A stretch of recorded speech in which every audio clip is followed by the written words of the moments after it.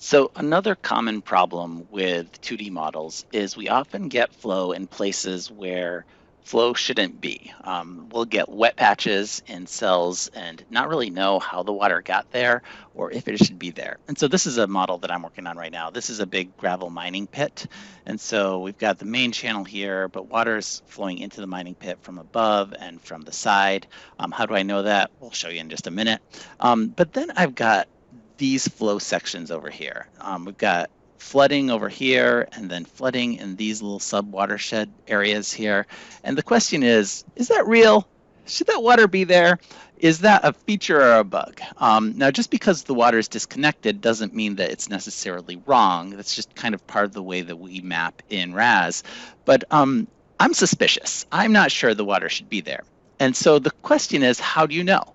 And for this, I almost always will turn on what we call the connectivity tools in RAS. These were developed by the RAS team. Anton and Alex and Cam were all involved in these, and I just use them all the time when I'm troubleshooting a model. And so the question is, where is this water coming from, and does that make sense?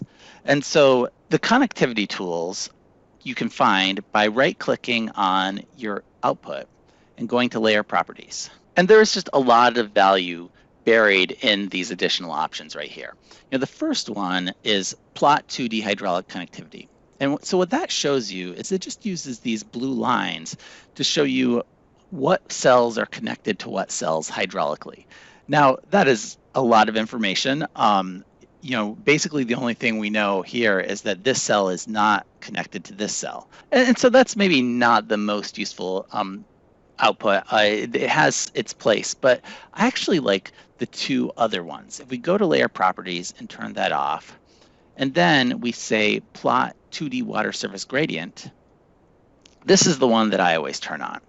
This shows you the kind of flow between the cells, the magnitude, and then also like the depth. The magnitude is the size of the arrow, and the depth is the color of the arrow. And so like a red arrow means that the depth is actually quite shallow, like approaching critical depth, whereas the blue arrow means the depth is quite deep. And you can see now that we have a pretty detailed map of how water is flowing through our model. And so the question is, how is this water getting there? Well, it's coming through here.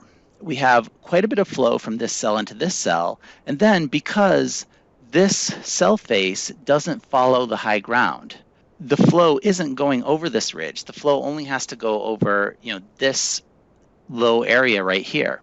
And so the flow is coming into this cell and filling this cell and then putting water into our basin.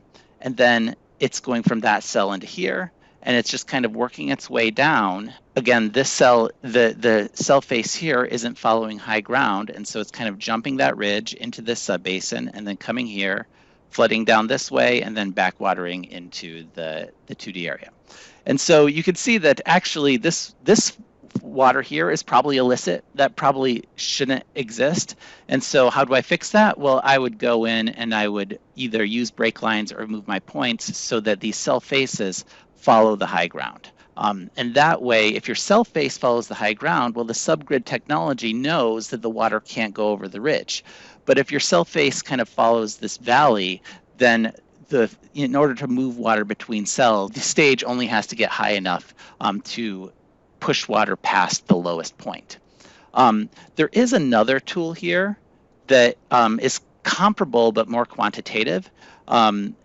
If you go to draw perpendicular face velocities, now this actually shows you not only the vector and not only kind of the magnitude, but it also shows you the velocity of the water that's passing between the cells. And so this tells the same story, that flow is getting over this ridge and kind of hopping ridges to these little subwatersheds until it gets down into this area, which it just shouldn't be. This water shouldn't be there. The other thing that is really interesting in this data set with these connectivity tools is, how is the water getting into the gravel basin?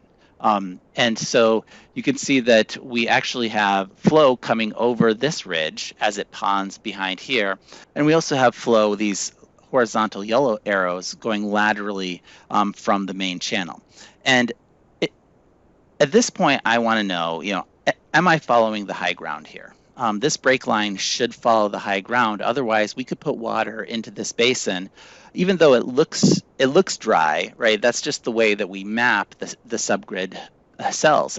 This is telling us that looks dry, but we're actually putting water into there. And so in order to evaluate, is this break line following the high ground? Because that is the best practice. You really want the cell faces to follow the high ground. And to do that, you need the break line to follow the high ground. I'm going to go to my terrain, and I'm going to turn on my contours. And then I also almost always turn on this update with legend. I already have it on so you can see, but if I turn that off, the colors really only go from the max to the min of the whole map. But if I go in and I say update to my terrain, and I say update legend with view, now we're going to use the whole visual scale for the terrain at whatever view you're at. And so as you zoom in, you get more color differentiation locally, and it helps you track the high ground. And so if I look at this, the break line, it hits the high ground here, but I could be doing a better job tracking this high ground. And so I'll probably go in and do that so that I know that if my flow is actually making it from this channel into the debris basin, that it's doing so because it's exceeding the high ground and not some artificial low point in one of my cell faces because of the way I drew this line. My name is Stanford Gibson. I'm the Sediment Transport Specialist at HEC, and this video is funded by HH&C SET funding.